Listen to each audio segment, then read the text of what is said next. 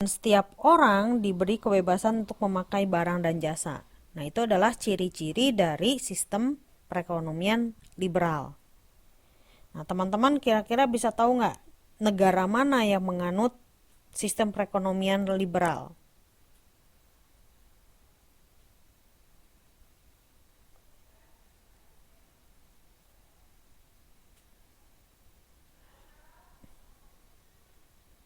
Oke, ada yang tahu?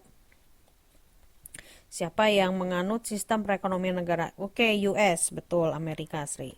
Ya, Tin, betul, Amerika. Ya. Nah, sekarang kita coba lihat sistem perekonomian terpusat atau komando. Ya, ciri-cirinya seperti apa? Semua alat sumber produksi itu biasanya dikuasai oleh pemerintah. Lalu juga kebijakan perekonomian diatur pemerintah. Jenis pekerjaan dan pembagian kerja diatur pemerintah. Kegiatan ekonomi diatur negara, pemerintah. Nah, negara apa nih yang menganut sistem perekonomian terpusat?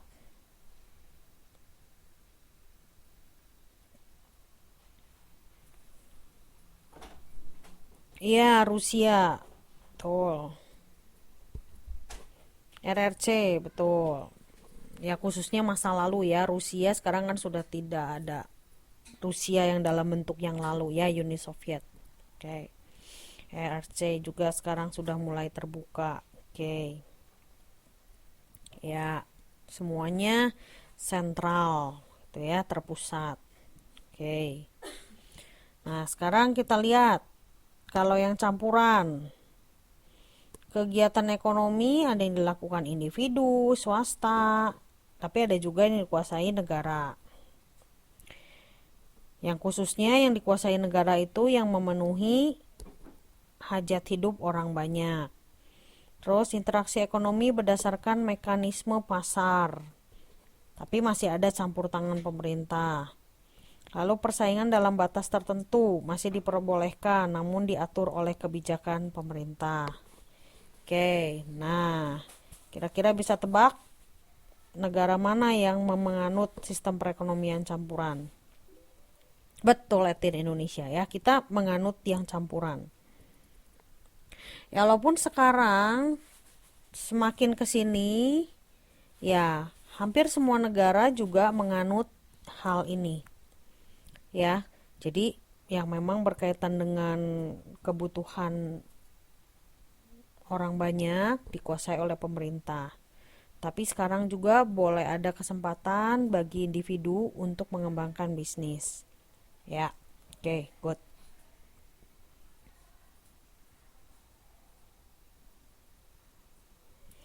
Nah, tadi masih ingat berkaitan dengan ada masalah pokok ekonomi. Ada what, ada how, ada whom. Masih ingat ya?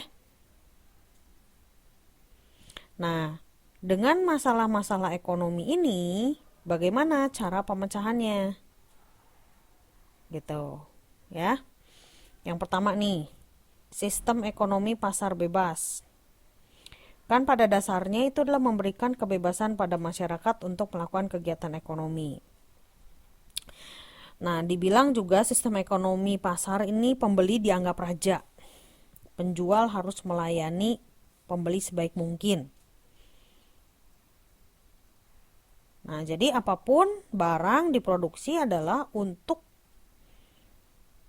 keinginan konsumen dengan harapan untuk memberikan keuntungan kepada penjual.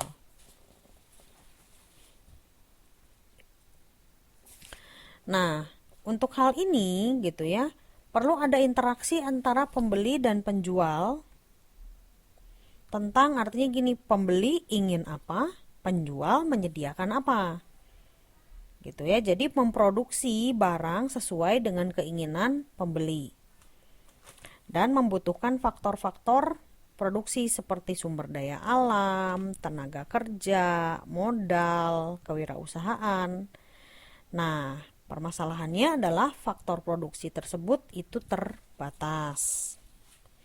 Nah, untuk itu harus dipikirkan Sistem ekonomi pasar yang menggunakan faktor produksi yang terbatas dengan cara yang efektif dan efisien. Yaitu perlu dipikirkan biayanya rendah, tetapi hasil produksinya maksimum. Ya, jadi dicari yang efektif dan efisien. Oke. Lalu selanjutnya, kalau sistem ekonomi komando.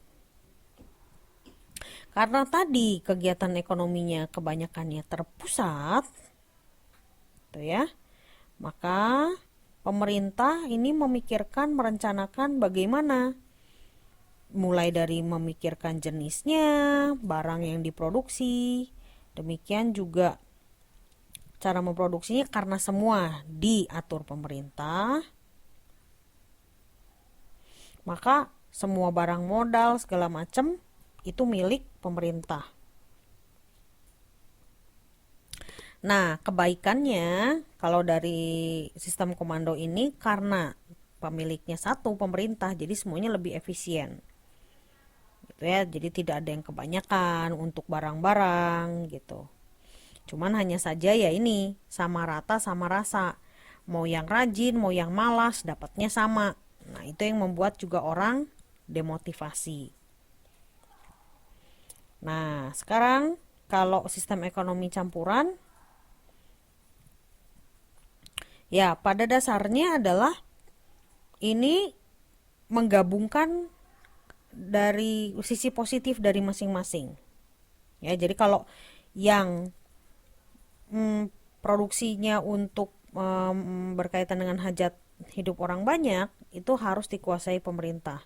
Misalnya untuk air, listrik, misalnya telepon, ya alat komunikasi, misalnya gitu. Itu kan lebih baik kalau dikuasai pemerintah, gitu ya. Khususnya untuk barang-barang tambang, misalnya kayak minyak, batu bara, dan seterusnya. Nah, dari sistem ekonomi campuran ini memungkinkan supaya masyarakat tuh bisa menikmati barang tersebut dengan harga yang terjangkau. Kebayang kalau air dikuasai oleh swasta, dia bisa semena-mena untuk menaikkan harganya. Ya, padahal air itu adalah sumber kebutuhan utama dari manusia juga. Ya, tanpa air manusia bisa mati. Ya. Oke, jadi artinya untuk hal-hal tersebut pemerintah harus campur tangan.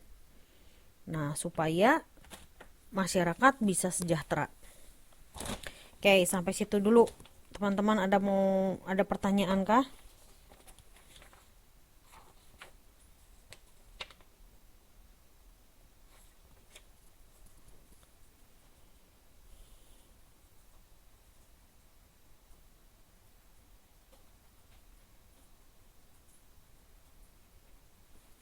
Ada yang mau ditanyakan untuk sampai sini? Oke, ya, jadi ini adalah pemecahan masalah ekonominya ya. Nah, jadi ini untuk pasar bebas, ini kebebasan untuk menentukan kegiatan ekonomi, pembeli sebagai raja, produksi sesuai dengan kebutuhan konsumen. Kalau komando, pemerintah melaksanakan kegiatan ekonomi terpusat, pemerintah yang menguasai saluran distribusi.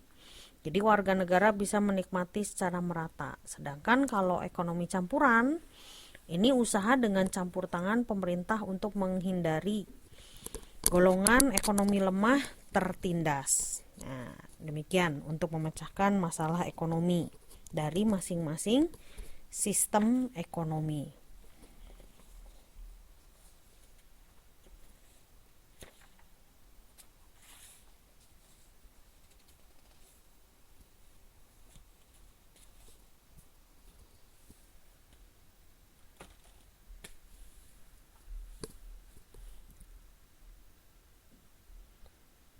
Oke, teman-teman, ada yang mau ditanyakan sampai sini?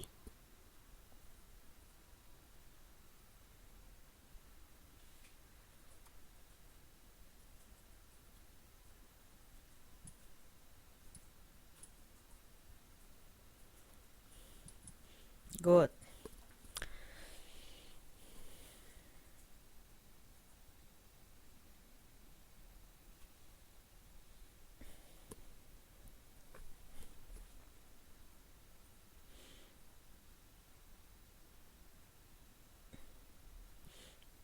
Oke, kalau sudah tidak ada yang mau ditanyakan, nah berarti modul 1 ini sudah selesai.